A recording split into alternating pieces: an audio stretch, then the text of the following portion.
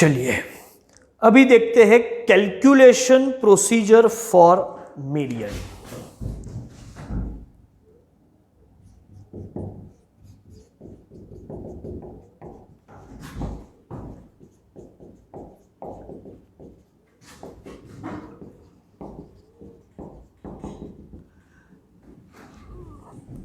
Median में भी हम 3 केस से काम करेंगे। आपको रॉ डेटा दिया हुआ है, डिस्क्रीट है या ग्रुप डेटा है, वो चेक कीजिए। जैसे अरिथमेटिक मीन में भी हम रॉ डेटा, डिस्क्रीट डेटा और ग्रुप डेटा से मीन निकालते थे, उसी तरीके से। तो केस 1 हमारे लिए है कि raw data is given. Case 2 होगा डिस्क्रीट डेटा और केस 3 होगा ग्रुप डेटा। हर केस के हिसाब से कैलकुलेशन प्रोसीजर, प्रिंसिपल सेम रहेगा लेकिन प्रोसीजर थोड़ा बहुत चेंज होगा। जैसे कि पहले केस 1 की बात करते हैं। रॉ डेटा है तो कैसे डील करेंगे, तो आपको ये क्वेश्चन सॉल्व करना है और रॉ डेटा दिया हुआ बोला कि लोकेट द मीडियन और फाइंड द मीडियन, तो आपको 2 स्टेप में आंसर मिल सकते हैं। स्टेप 1 है arrange given observations in increasing order of magnitude. Observation को इंक्रीजिंग ऑर्डर ऑफ मैग्नीट्यूड में अरेंज कर लीजिए, ये आपका फर्स्ट स्टेप है। और उसके बाद सेकेंड स्टेप है कि median is equal to n+1 divide by twoth observation. तो ये 2 स्टेप आप करो, आपके पास सीधा आंसर आ जाएगा। केस 2 देखने से पहले हम केस 1 के ही कुछ इलस्ट्रेटिव क्वेश्चन सॉल्व कर लेते हैं, ठीक है? तो बिल्कुल क्लियर हो जाएगा कि हम मीडियन कैसे डिटरमाइन करते हैं। चलिए क्वेश्चंस देखते हैं।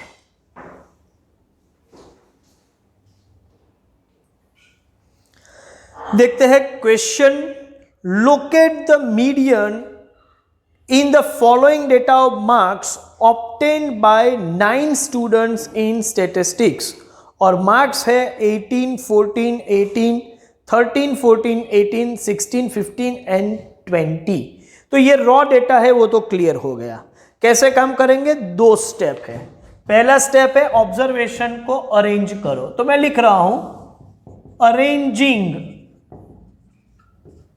given observations in increasing order of magnitude। कितने ऑब्जर्वेशन है? हमने देखा कि ये 9 स्टूडेंट्स के मार्क्स है। देखो ये लिखने के बाद कंपल्सरीली ऐसा आप एक टेबल बना दो, सीरियल नंबर और ऑब्जर्वेशन। यहां ऑब्जर्वेशन में मार्क्स है तो मैं लिख रहा हूं मार्क्स। कितने ऑब्जर्वेशन है? 9। तो सीरियल नंबर 1 2 3 4 5 6 7 8 9। तो इस तरीके से पहले सीरियल, देखो कई स्टूडेंट सिर्फ ऑब्जर्वेशन तो इंक्रीजिंग ऑर्डर में लिखते लेकिन ये सीरियल नंबर नहीं लिखते, तो हम ये प्रैक्टिस मेंटेन करेंगे कि हम सीरियल नंबर भी लिखेंगे। इसका एडवांटेज बाद में पता चलेगा, ठीक है? तो सिर्फ ऑब्जर्वेशन नहीं लिखेंगे, हम सीरियल नंबर भी लिखेंगे और ऑब्जर्वेशन उसके बाद। लोएस्ट ऑब्जर्वेशन कौन सा है? आप बोलोगे सर 13 है। उसके बाद 14 2 बार है तो 14 14 2 बार, उसके बाद 15, उसके बाद 16, लेकिन उसके बाद 18 जो है वो ऑब्जर्वेशन 3 बार है और लास्ट में 20। तो स्टेप 1 के हिसाब से ऑब्जर्वेशंस अरेंज हो चुके हैं। अब median is equal to n+1 divide by twoth observation. n+1 divide by 2, n है 9, तो 9+1 divide by twoth observation. 9+1 10, 10 divide by 2 करेंगे तो ये आएगा 5। 5 is not the answer but 5th observation is answer. और 5th ऑब्जर्वेशन कौन सा है? आप बोलोगे सर 16 है। तो ये डेटा का, ये क्वेश्चन का मीडियन है 16। अब स्टूडेंट को कभी कभी ये प्रॉब्लम आएगा और कई सारे स्टूडेंट ऐसा सोचते होंगे कि सर ये तो बराबर है कि 9 + 1 10/2, तो ये 5th ऑब्जर्वेशन, ये 9 ऑब्जर्वेशन है, 9 के बजाय 10 ऑब्जर्वेशन होते तो मतलब ऑड नंबर के बजाय इवन होते तो कोई एग्जैक्ट में मिडल वैल्यू नहीं मिलती। तो उस वक्त क्या करेंगे, चलिए ऐसा भी एक क्वेश्चन देख लेते तो वो प्रॉब्लम भी सॉल्व हो जाए। देखते हैं एक और क्वेश्चन। चलिए क्वेश्चन है, obtain the value of median from the following data, और values are 25, 22, 15, 17, 19, 15, 21 and 38। आप ध्यान से देखो तो टोटल 8 ऑब्जर्वेशन है। तो स्टेप 1 तो वही है, arranging observations in increasing order of magnitude, लेकिन सीरियल नंबर में 1 2 3 4 5 6 7 8। चलिए लोएस्ट ऑब्जर्वेशन कौन सा है, लोएस्ट ऑब्जर्वेशन जो है वो है 15, लेकिन वो 2 बार है तो 15 15। उसके बाद है 17, उसके बाद है 19, उसके बाद 21, उसके बाद 22, फिर 25 और लास्ट में 38। चलिए अब मीडियन का मतलब फॉर्मूला कोई चेंज नहीं होगी। देखो n+1 divide bye 2th observation, n है 8, 8+1 डिवाइड बाय 2th ऑब्जर्वेशन, तो 9/2 का मतलब होता है 4.5th ऑब्जर्वेशन।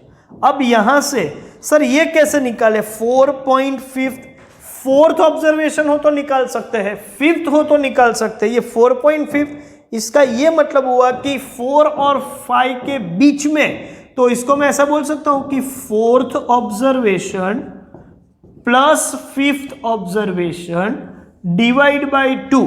जब 4.5 है तो उसको हम लिखेंगे 4th plus 5th divide by 2। Suppose 7.5 होता तो 7th plus 8th divide by 2। Suppose 9.5 होता तो 9th plus 10th divide by 2। इस हिसाब से जाएंगे।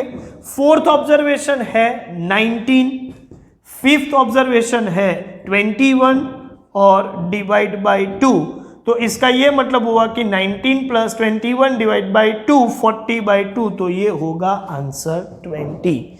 तो जब भी ऑड नंबर हो तो कोई प्रॉब्लम नहीं है, नंबर ऑफ ऑब्जर्वेशन ऑड हो तो आपको एग्जैक्ट मिडल में कोई एक वैल्यू मिल जाएगी, लेकिन इवन नंबर हो तो एग्जैक्ट मिडल में 2 वैल्यू मिलेगी। तो उस वक्त आपको वो 2 वैल्यू का एवरेज जो है उसको आप अरिथमेटिक मीन समझेंगे। वो 2 वैल्यू का एवरेज, दोनों वैल्यू का टोटल डिवाइड बाय 2 करके हमने ये काम किया है। तो अब कोई कंफ्यूजन नहीं होना चाहिए रॉ डेटा के केस में, ऑड नंबर ऑब्जर्वेशंस हो या इवन नंबर ऑब्जर्वेशन हो, ठीक है। ओके, एक क्वेश्चन और मैं सॉल्व करने जा रहा हूं जो थोड़ा टिपिकल है, इससे आपके रॉ डेटा का पूरा कंफ्यूजन जो है वो क्लियर हो जाएगा। एक और क्वेश्चन भी देखते हैं, चलिए। In a batch of, very interesting question, please read it carefully. In a batch of 15 students, 5 students failed in a test. The marks of 10 students who have passed were 9, 6, 7, 8, 9, 6, 5, 4, 7, 10। ये जो पास हुए हैं वो 10 स्टूडेंट के मार्क्स है। What was the median of the marks of all 15 students? यहां पर ये क्वेश्चन एक बार पॉज लेके आप सॉल्व कर लीजिएगा, बाद में वीडियो देखिएगा। तो मैं ये एक्सपेक्ट कर रहा हूं कि आप खुद भी ये क्वेश्चन पहले सॉल्व कीजिएगा, बाद में वीडियो आगे देखना, तो पता चले कि आपने सही काम किया है या गलत किया है। चलिए मैं सॉल्व कर रहा हूं, ये लेवल पे आपने पॉज लिया होना चाहिए और ये क्वेश्चन सॉल्व कर दो। ओके, चलिए आपका पॉज खत्म हो गया हो तो अभी वीडियो देखते हैं क्या होता है, आगे बढ़ाते हैं। तो कितने स्टूडेंट है, टोटल 15 स्टूडेंट्स हैं। तो सीरियल नंबर और जो स्टूडेंट्स के मार्क्स है वो मैं यहाँ पर लिख रहा हूँ। सीरियल नंबर में हम लिखेंगे 1 2 3 4 5 6 7 8 9 10 11 12 13 14 एंड 15। तो ये 15 स्टूडेंट्स के मार्क्स, लेकिन ये 15 में से 5 स्टूडेंट तो फेल हुए जिनके मार्क्स हमें मालूम ही नहीं है। जो मालूम है वो सिर्फ 10 स्टूडेंट के मार्क्स मालूम है जो पास हुए हैं। तो एक बात तो क्लियर हो चुकी है कि जो स्टूडेंट फेल हुए हैं उनके मार्क्स पास हुए वाले स्टूडेंट से तो कम ही होंगे। तो जब मैं लोएस्ट टू हाईएस्ट अरेंज करूंगा तो 1 से लेके 5 तक जो भी मार्क्स होंगे जो फेल स्टूडेंट वाले ही होंगे, वो तो क्लियर है। और उनका पोजीशन 6 से तो पहले ही होगा क्योंकि वो 5 स्टूडेंट फेल हुए। पता नहीं क्या वैल्यू है तो ठीक है, मैं क्वेश्चन मार्क लिख देता हूं, उनकी वैल्यू नहीं पता है, लेकिन ये फेल है। अब इससे आगे जो 6 से लेके 15 है वो पास है, उनको अरेंज कर देते हैं, डेटा उन्हीं का है। तो सबसे लोएस्ट वैल्यू कौन सी है इन सब में? तो आप बोलोगे सर 4 है, उसके बाद 5, उसके बाद 6 2 बार है, उसके बाद 7 वो भी 2 बार है, उसके बाद 8, उसके बाद 9 भी 2 बार है, और लास्ट में 10। इसमें ये जो है 1 to 5 वाले ये फेल स्टूडेंट्स है। ऐसा प्रॉपर प्रेजेंटेशन करो, कंफ्यूजन ही नहीं रहेगा। और ये जो है वो पास स्टूडेंट है, लेकिन आपको मीडियन जो है ना वो पूरे 15 का निकालना है। तो मीडियन का मतलब होगा n+1 divide by twoth observation. तो ये है 15+1 डिवाइड बाय टूथ ऑब्जर्वेशन, और 16/2 इसका मतलब 8th ऑब्जर्वेशन। और अब आप देखो 8th ऑब्जर्वेशन कौन सा है? 8th ऑब्जर्वेशन 6 है, तो मीडियन इज इक्वल टू 6। तो ये याद रखो कि आप जब भी कैलकुलेट करो तो कुछ वैल्यू नहीं पता है तो उसकी जरूरत नहीं है, क्योंकि 15 ऑब्जर्वेशन है तो 15+1 16/2, मतलब 8th ऑब्जर्वेशन की जो पोजीशन है वो पता होनी चाहिए। इससे पहले के नंबर ना भी मालूम हो फिर भी अरेंज करने से मुझे ये मालूम है कि 8th पोजीशन पर तो 6 ही होगा, तो मैं ये क्वेश्चन सॉल्व कर सकता हूं। ये वैल्यू मिसिंग है तो भी कोई प्रॉब्लम नहीं है। तो इनिशियल वैल्यू ना पता हो या फिर लास्ट की वैल्यू ना पता हो, मतलब एक्सट्रीम पोजीशन की वैल्यूज हमें अनअवेलेबल हो तो भी मिडल की वैल्यूज अवेलेबल है तो हम मीडियन इजीली निकाल सकते हैं।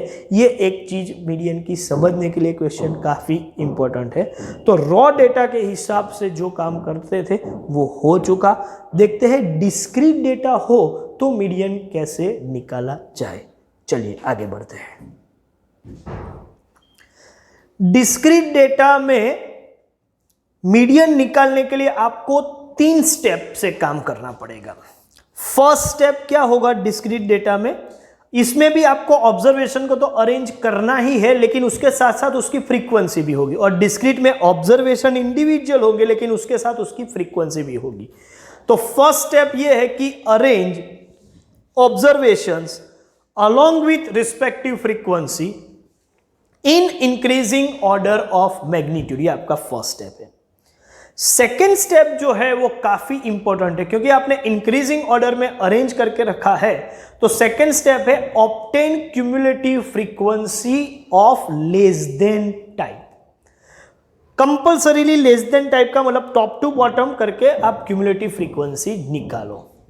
और उसके बाद थर्ड स्टेप में आप सीधा मीडियन निकाल सकते हो।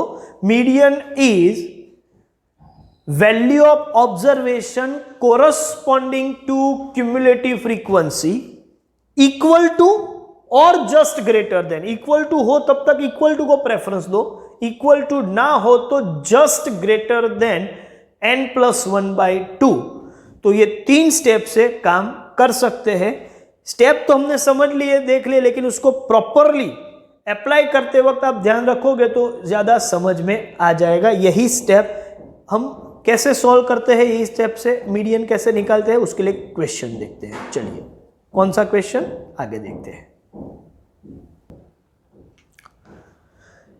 क्वेश्चन पढ़ते हैं। 5 coins are tossed 99 times and at each toss the number of heads were observed.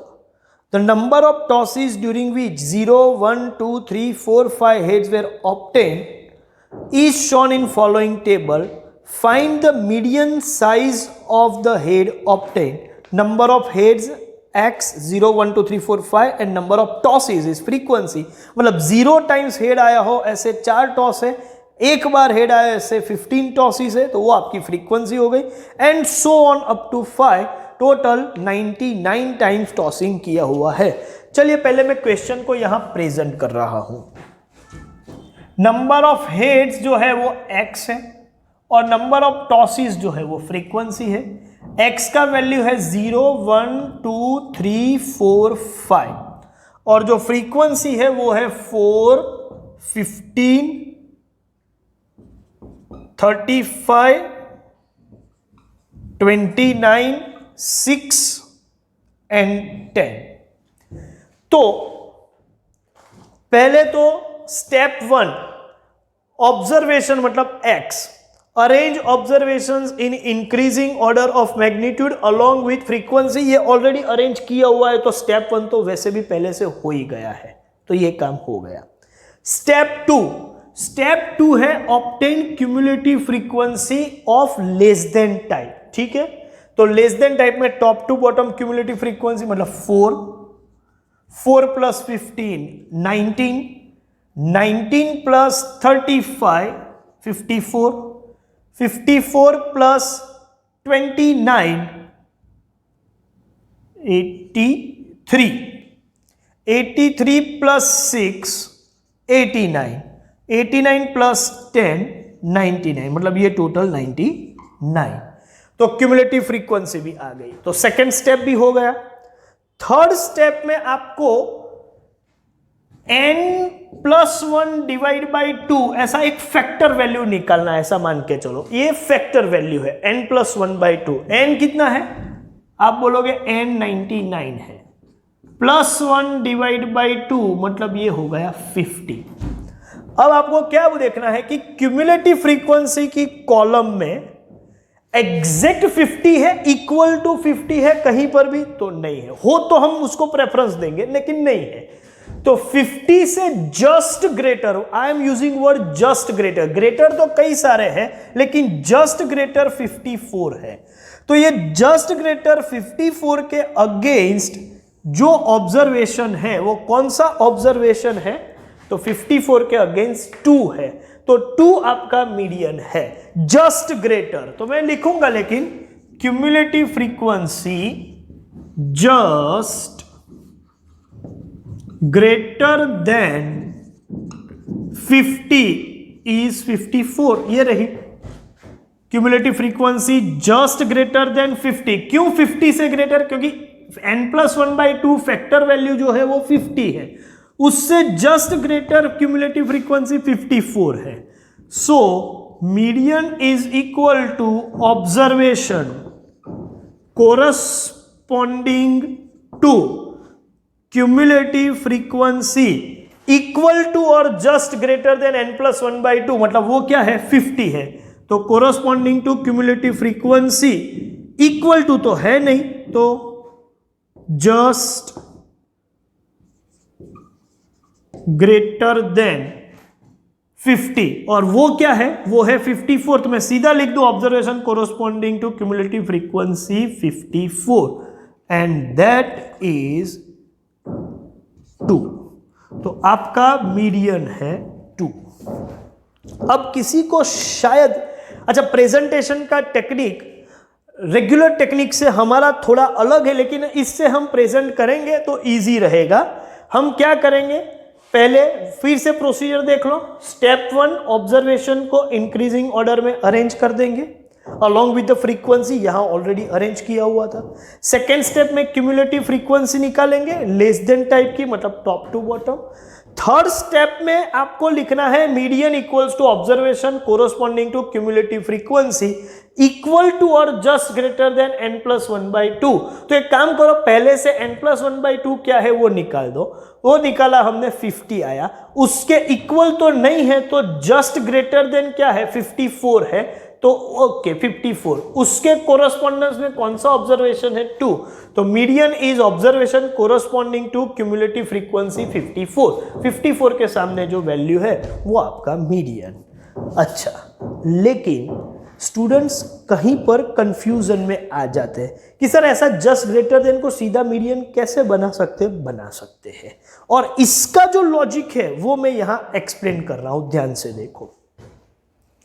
समझ के चलो कि एक्चुअली ये रॉ डेटा होता, ठीक है। तो 0 कितनी बार रिपीट हुआ है, 4 बार, ओके। इसको मैं रिमूव कर रहा हूं। 0 4 बार रिपीट हुआ है, फिर 1 कितनी बार रिपीट हुआ है, 9 टाइम्स। सपोज मैं अरेंज करके लिखूं ऐसे, सीरियल नंबर एंड ऑब्जर्वेशन, तो टोटल 99 ऑब्जर्वेशन है। तो 99 ऑब्जर्वेशन फर्स्ट सेकेंड थर्ड, ऐसा मुझे 99 बार लिखना पड़ेगा, बहुत डिफिकल्ट होता है। लेकिन सपोज हमने लिखा, तो कैसे लिखेंगे, तो आप बोलोगे कि सर 0 जो है वो 4 बार रिपीट हुआ है, मतलब सीरियल नंबर 1 से लेके 4 तक एक ही नंबर होगा 0। फिर उसके बाद के 15 ऑब्जर्वेशन है, मतलब 5 से लेके 19 तक जो है, 5 to 19, वो सभी ऑब्जर्वेशन क्या होंगे, वो सभी 1 होंगे। अरेंज करेंगे तो 0 0 0 4 बार, उसके बाद 1 1 1 1 ऐसे 15 टाइम्स, मतलब 4 के बाद 5 से लेके 19 तक आप जाओगे तो 1 ही होगा। उसके बाद 54 तक, मतलब 20 से लेके 54 तक, बाकी के 35 टाइम्स आपके पास 2 है, तो हर जगह पर 20 to 54 में मैं 2 ही लिखने वाला हूं।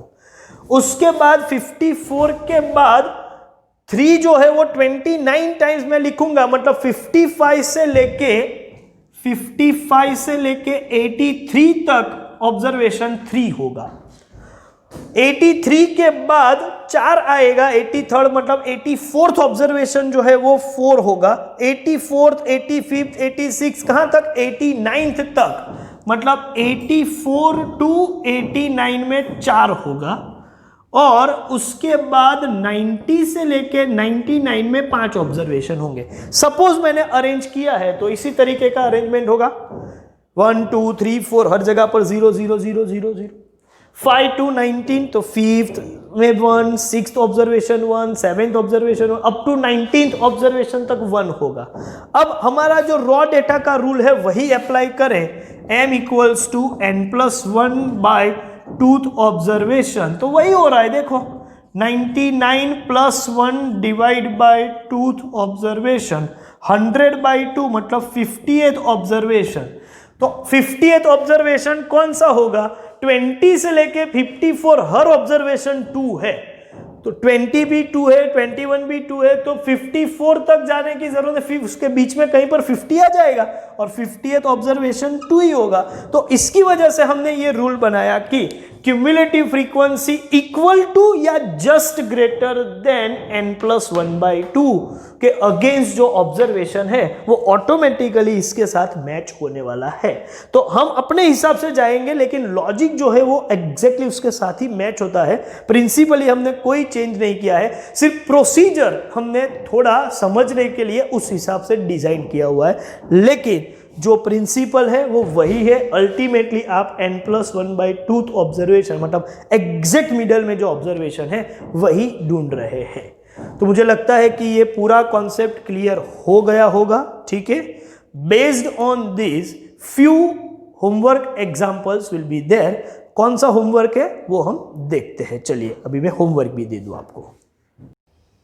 होमवर्क के लिए अप टू 17 आपको होमवर्क करना पड़ेगा। न्यूमेरिकल्स फॉर प्रैक्टिस जो है वो सेक्शन में से, वो सेगमेंट में से अप टू 17 होमवर्क रहेगा। ठीक है, थैंक यू वेरी मच।